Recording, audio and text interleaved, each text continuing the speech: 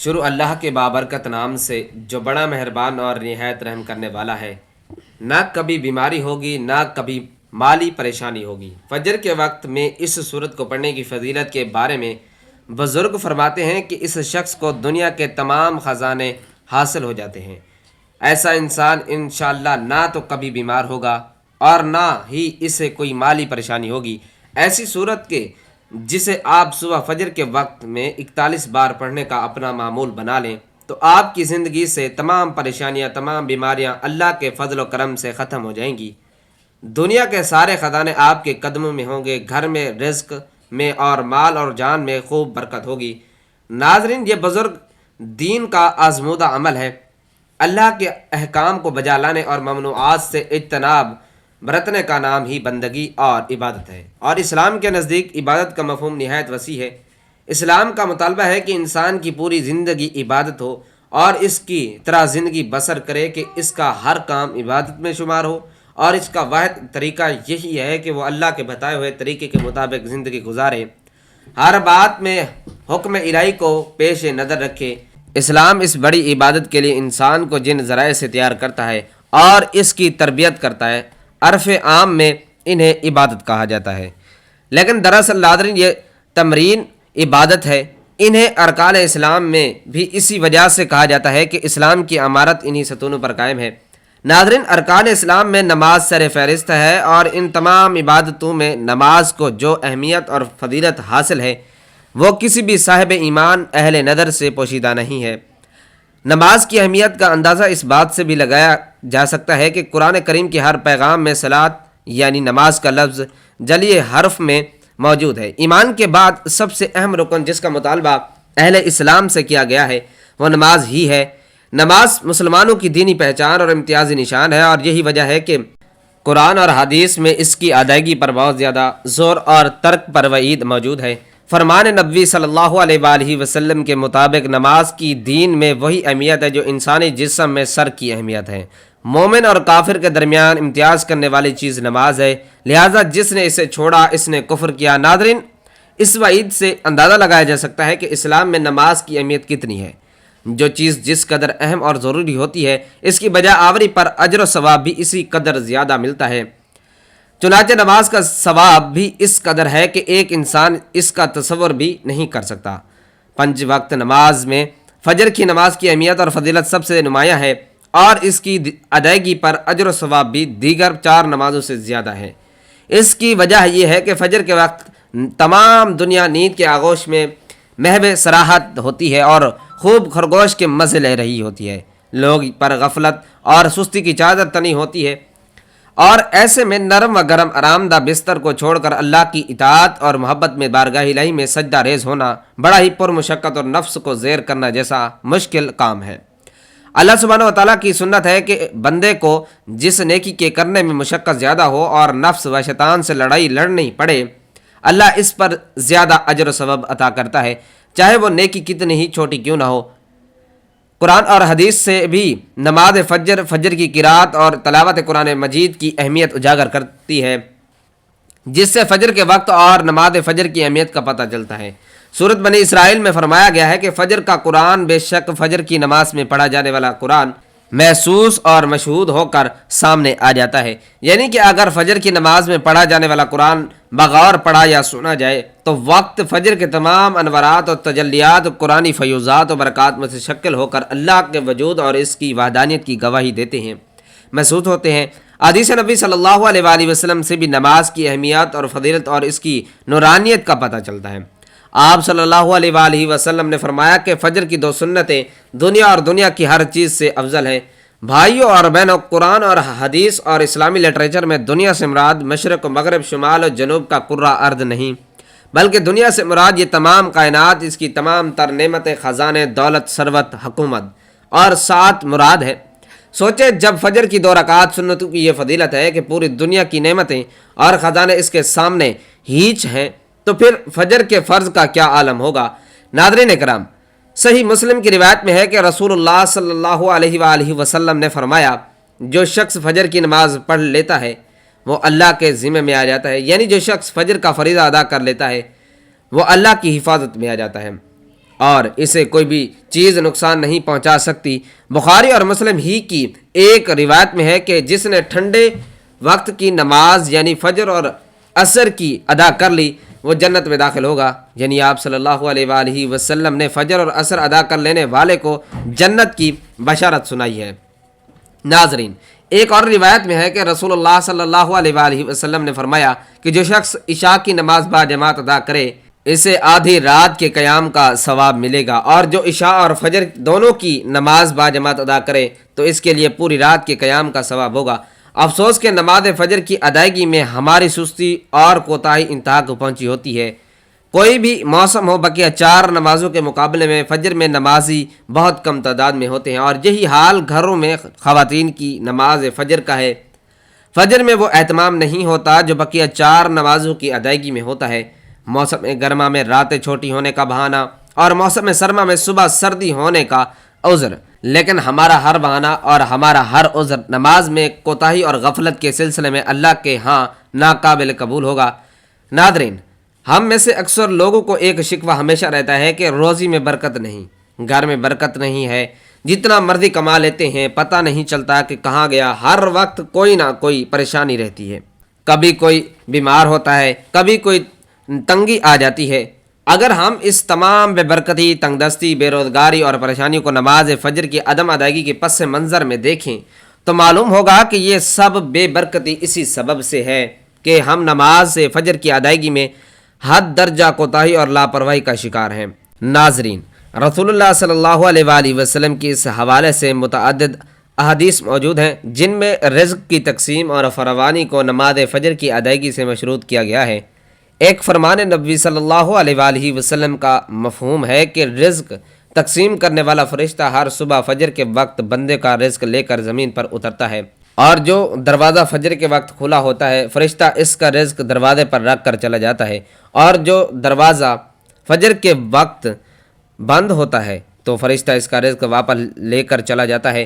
ناظرین، اس فرمان نبوی صلی اللہ علیہ وآلہ وسلم میں فجر کے وقت دروازہ کھلے ہونے کا مطلب یہ ہے کہ جس گھر کے افراد صبح فجر کے وقت بیدار ہو کر نماز فجر ادا کرتے ہیں انہیں ان کا رزق عطا کر دیا جاتا ہے، جبکہ دروازہ بند ہونے سے مراد یہ ہے کہ جس گھر کے رہنے والے صبح فجر کے وقت سوئے رہتے ہیں اور نماز فجر کی ادائیگی میں غفلت اور کوتاہی کے مرتکب ہوتے ہیں تو انہیں ان کے رزق سے محروم کر دیا جاتا ہے۔ رسول اللہ صلی اللہ علیہ وآلہ وسلم کے فرمان کے مطابق فجر اور عشاء کی نماز خیر و برکات سے معمور، ان 2 نمازوں کی ادائیگی بے شمار نیکیوں اور ثواب کے ذخیرہ اور رزق اور برکت کے خزانے جمع کرنے کا بہترین سبب ہے۔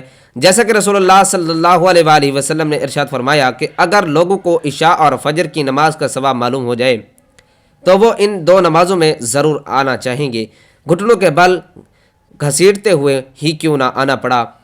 ناظرین، ہم میں سے اکثر نماز فجر خصوصاً اور دیگر نمازوں کو عموماً چھوڑ کر اپنے گھروں میں خیر و برکات کے لیے قرآن خوانی، میلاد کی محفل کے انعقاد، لوح قرآن کے تعویذ حویزہ کرنے جیسے نیک کاموں کی طرف تو متوجہ ہوتے ہیں، لیکن نیکی کے احساس نماز کی طرف توجہ دینا گوارا بھی نہیں کرتے۔ بلا شبہ ان تمام کار خیر میں برکات کا عنصر موجود ہے، لیکن قرآن خوانی، محافل میلاد اور لوح قرآن کے نقوش گھروں میں آویزہ کرنے سے خیر و برکت کا ہونا نماز کی ادائیگی سے مشروط ہے۔ ہر خیر و برکت کے سوتے نماز سے پھوٹتے ہیں۔ اللہ کی تمام نعمتوں، برکتوں اور رزق کے دریا نماز کی ادائیگی سے ہی بہتے ہیں۔ اس کے ساتھ ہی یہ امر بھی اہم ہے کہ فجر کے علاوہ بقیہ 4 نمازوں میں بھی خیر و برکات نماز فجر کی ادائیگی سے ہی مشروط ہے۔ اس لیے خیر و برکات کا آغاز نماز فجر کی ادائیگی سے ہی ہوتا ہے۔ ہمیں اپنے گھروں میں موجود تمام اہل خانہ کی نماز فجر کی ادائیگی کے حوالے سے اپنا اور اپنے گھر والوں کا جائزہ لینے اور محاسبہ کرنے کی اشد ضرورت ہے۔ اللہ نے سورۃ التحریم میں ارشاد فرمایا کہ اے ایمان والو، خود کو اور اپنے گھر والوں کو اس آگ یعنی جہنم سے بچاؤ جس کا ایندھن آدمی اور پتھر ہیں۔ بھائیوں اور بہنوں، یاد رکھیں کہ نماز فجر کی کوتاہی اور غفلت اور نماز نہ پڑھنا گھر کی نحوست کی علامت کا آغاز ہے۔ رسول اللہ صلی اللہ علیہ وآلہ وسلم نے ایسے شخص کو خبیث اور منافق قرار دیا ہے۔ آپ صلی اللہ علیہ وآلہ وسلم نے فرمایا کہ ایسے شخص کو میرا دل چاہتا ہے کہ آگ لگا کر جلا دوں۔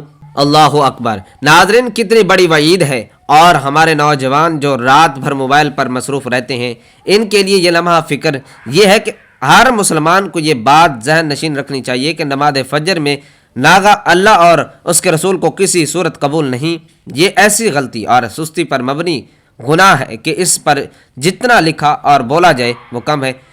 حضرت عثمان بن عفان رضی اللہ تعالیٰ عنہ سے مروی ہے کہ حضور علیہ الصلاۃ والسلام نے ارشاد فرمایا کہ تم میں سے بہتر شخص وہ ہے جو خود قرآن کریم سیکھے اور دوسروں کو بھی سکھائے۔ اور حضرت عائشہ صدیقہ رضی اللہ تعالیٰ عنہ فرماتی ہیں کہ حضور نبی صلی اللہ علیہ وآلہ وسلم نے فرمایا کہ قرآن مجید کا ماہر معزز اور محترم فرشتوں اور معظم اور مکرم انبیاء علیہ الصلاۃ والسلام کے ساتھ ہوگا، اور وہ شخص جو قرآن پڑھتا ہو لیکن اس میں اٹکتا ہو اور پڑھنا اس پر کند ذہن یا موٹی زبان ہونے کی وجہ سے مشکل ہو تو اس کے لیے دگنا اجر ہے۔ اسی طرح حضرت ابو ہریرہ رضی اللہ تعالی عنہ روایت کرتے ہیں کہ حضور علیہ الصلاۃ والسلام نے فرمایا کہ حسد تو بس دو آدمیوں سے ہی کرنا جائز ہے۔ پہلا وہ شخص جسے اللہ نے قرآن پڑھنا اور سمجھانا سکھایا تو وہ رات اور دن کے اوقات میں اس کی تلاوت کرتا ہے، اس کا پڑوسی اسے قرآن پڑھتے ہوئے سنتا ہے تو کہہ اٹھتا ہے کہ کاش مجھے بھی اس کی مثل قرآن عطا کیا جاتا تو میں بھی اسی کی طرح عمل کرتا جس طرح یہ کرتا ہے۔ اور دوسرا وہ شخص جسے اللہ نے مال بخشا ہے اور وہ اسے اللہ کی راہ میں صرف کرتا ہے، دوسرا شخص وہ اسے دیکھ کر کہتا ہے کہ کاش مجھے بھی اتنا مال ملتا جتنا اسے ملا ہے تو میں بھی اسی طرح صرف کرتا جس طرح یہ کرتا ہے۔ ناظرین، حضرت جابر بن عبداللہ رضی اللہ تعالیٰ عنہ بیان کرتے ہیں کہ حضور نبی کریم صلی اللہ علیہ وآلہ وسلم شہدائے احد کی تدفین کے وقت ان میں سے دو صحابہ کرام کو ایک کپڑے یعنی کفن میں موجود فرماتے اور دریافت فرماتے کہ ان میں سے قرآن مجید زیادہ کس یاد ہے۔ جب ان دونوں میں سے ایک کی طرف اشارہ کیا جاتا تو اسے قبر میں پہلے اتارتے اور فرماتے میں قیامت کے دن ان سب پر گواہ رہوں گا۔ امام مالک رضی اللہ تعالیٰ عنہ بیان کرتے ہیں کہ ان تک یہ روایت پہنچی کہ نبی صلی اللہ علیہ وآلہ وسلم نے فرمایا کہ میں تمہارے پاس دو چیزیں چھوڑ جاتا ہوں، اگر انہیں تھامے رکھو گے تو کبھی گمراہ نہیں ہوگے، ایک اللہ کی کتاب اور دوسرا اس کے نبی کی سنت۔ حضرت زید بن ارقم رضی اللہ تعالیٰ عنہ روایت کرتے ہیں کہ ایک دن حضور نبی کریم صلی اللہ علیہ وآلہ وسلم ہمیں خطبہ دینے کے لیے مکہ اور مدینہ کے درمیان اس تالاب پر کھڑے ہوئے جسے خم کہتے ہیں۔ آپ صلی اللہ علیہ وآلہ وسلم نے اللہ کی حمد و ثنا کے بعد فرمایا میں تم میں دو عظیم چیزیں چھوڑ کر جا رہا ہوں، ان میں سے پہلی اللہ کی کتاب ہے جس میں ہدایت اور نور ہے، اللہ کی کتاب پر عمل کرو اور اسے مضبوطی سے تھام لو۔ پھر آپ صلی اللہ علیہ وآلہ وسلم نے کتاب اللہ کی طرف ابھارا اور اس کی طرف ترغیب فرمائی کہ دوسری چیز میرے اہل بیت ہیں، میں تمہیں اپنے اہل بیت کے متعلق اللہ سے ڈراتا ہوں۔ ناظرین، اس حدیث کو امام مسلم اور امام احمد نے روایت کیا ہے۔ انہی میں سے مروی ایک روایت میں ان الفاظ کا اضافہ ہے کہ یہ اللہ کی کتاب ہے جس میں ہدایت اور نور ہے، جس نے اس کتاب کو مضبوطی سے تھام لیا اور اس کے احکامات پر عمل کیا وہ ہدایت یافتہ ہو گیا، اور جس نے اسے چھوڑ دیا وہ گمراہ ہو گیا۔ اور ایک روایت میں ہے کہ آپ صلی اللہ علیہ وآلہ وسلم نے فرمایا سنو، میں تم میں دو عظیم چیزیں چھوڑ کر جا رہا ہوں، ایک اللہ کی کتاب ہے جو اللہ کی رسی ہے، جو اس کی اتباع کرے گا وہ ہدایت یافتہ ہوگا اور جو اسے ترک کر دے گا وہ گمراہی پر ہوگا۔ تو ناظرین، اب تک کی تمام احادیث سے ثابت ہوا کہ فجر کے وقت کی نماز کی بہت زیادہ اہمیت ہے، اس کے بغیر باقی نمازیں بھی بے اثر لگتی ہیں، اور قرآن پاک کو مضبوطی سے تھامنے کے لیے نبی کریم صلی اللہ علیہ وآلہ وسلم نے خاص طور پر احکامات فرمائے۔ نماز کی پابندی اور قرآن کی تلاوت بار بار بیان فرمائی گئی ہے، خواہ اللہ کا قرآن ہو یا احادیث کی کتاب۔ ناظرین کرام، آئے چلتے ہیں آج کے وظیفے کی طرف۔ آج کی جو وظیفے والی آیت ہے میں آپ کی خدمت میں پیش کرنے والا ہوں ناظرین کرام، وہ سورۃ الفاتحہ کی آیات ہیں، یعنی کہ ایک ایسی سورت جو اللہ کے غضب کو بجھاتی ہے اور اللہ کی رحمت کو جوش دلاتی ہے۔ آپ نے اپنا یہ معمول بنا لینا ہے کہ صبح فجر کی نماز کے بعد یا کسی بھی نماز کے بعد آپ نے 41 مرتبہ سورۃ الفاتحہ کا ورد کرنا ہے، اور کوشش کرنی ہے کہ یہ وظیفہ فجر کے بعد ہی کیا جائے۔ لیکن اگر فجر کے بعد کسی وجہ سے یا کسی کام میں مصروفیت کی وجہ سے آپ وظیفہ نہ کر سکیں تو آپ یہ وظیفہ کسی بھی اور نماز کے بعد کر سکتے ہیں۔ ناظرین کرام، آپ نے صرف کسی بھی نماز کے بعد آرام اور سکون کے ساتھ بیٹھ کر 41 مرتبہ سورۃ الفاتحہ کا ورد کرنا ہے۔ جیسا کہ ہم سب جانتے ہیں کہ سورۃ الفاتحہ انتہائی فضیلت والی سورت ہے۔ سورۃ الفاتحہ اللہ سبحانہ و تعالیٰ کو اتنا زیادہ محبوب ہے کہ اللہ نے اس سورت کو ہر نماز میں لازمی قرار دیا ہے۔ جب بھی کوئی مسلمان نماز پڑھتا ہے تو وہ کوئی بھی سورت شروع کرنے سے پہلے ایک مرتبہ سورۃ الفاتحہ ضرور پڑھتا ہے۔ سورۃ الفاتحہ ایک چھوٹی سی 7 آیات پر مشتمل سورت ہے، اور اب یہ بھی جان لیجئے کہ اگر آپ فجر کی نماز کے بعد 41 مرتبہ سورۃ الفاتحہ کو پڑھنے کا اپنا معمول بنا لیتے ہیں تو یقین کیجئے کہ آپ کی زندگی ہی بدل جائے گی۔ ہر طرح کی بیماری، سستی، کاہلی، کمی، کوتاہی، بے برکتی، بے اتفاقی، بے ثباتی، بے توجہی اور بے رغبتی انشاءاللہ آپ کی زندگی سے بالکل نکل جائے گی۔ چند ہی دن کے لگاتار عمل سے انشاءاللہ قرآن کے اور اسلام کے اسرار ورموز انشاءاللہ آپ پر اشکار ہونا شروع ہو جائیں گے۔ اللہ سبحانہ و تعالیٰ ایسے شخص کو اپنے خاص اور مقرب بندوں میں شامل فرما لیتا ہے، اور پھر اس کی تمام حاجات اللہ سبحانہ و تعالیٰ اپنے ذمہ کرم میں لے لیتا ہے۔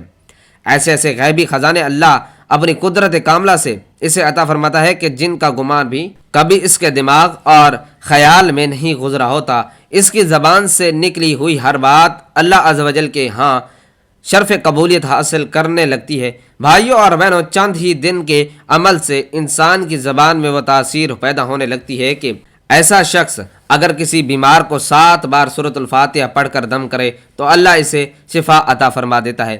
ایسا انسان جو روزانہ فجر میں 41 مرتبہ سورۃ الفاتحہ پڑھتا ہے تو دن بدن اس کے رزق میں، مال و برکت میں اور اس کی صحت میں اضافہ ہو جاتا ہے، اور ایسے انسان کے معاملات میں اللہ کی رحمت اور اللہ کی برکت شامل حال ہو جاتی ہے۔ الغرض ایسا انسان جو بھی اور جب بھی اللہ سبحانہ و تعالیٰ سے مانگتا ہے تو اللہ اسے شرف قبولیت عطا فرماتا ہے۔ ناظرین کرام، تمام وظیفوں کا سردار وظیفہ ہے۔ جس نے بھی اس وظیفے کو اپنی زندگی میں شامل کیا، اس نے اپنی آنکھوں سے رحمتوں اور برکتوں کا نزول بھی دیکھا۔ اللہ تبارک و تعالیٰ سے دعا کرتا ہوں کہ نیکی کی بات کو سننے، سمجھنے اور اس پر عمل کرنے کی ہم سب کو توفیق عطا فرمائے۔ میرا سنانا اور آپ کا سننا اپنی پاک بارگاہ الہی میں قبول و منظور فرمائے، آمین یا رب العالمین۔ ناظرین، آخر میں آپ سے گزارش ہے کہ ویڈیو پسند آئی ہو تو کمنٹ باکس میں خلوص دل کے ساتھ ایک مرتبہ سبحان اللہ ضرور لکھیے گا۔ اللہ تعالی ہم سب کا حامی و ناصر ہو، آمین۔ السلام علیکم ورحمۃ اللہ وبرکاتہ۔